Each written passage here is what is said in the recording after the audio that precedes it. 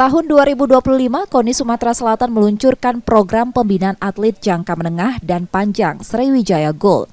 Program ini bertujuan untuk memberikan wadah bagi KONI Sumsel dalam membina atlet berprestasi dan potensial dari Sumatera Selatan. KONI Sumsel telah memantau sejumlah atlet dari ajang PON 2024 dan nantinya para atlet berprestasi terutama yang berhasil meraih medali emas, perak, atau perunggu akan dibina secara intensif dalam program Sriwijaya Gold. KONI juga akan mengutamakan atlet dari cabang olahraga perorangan dalam program ini.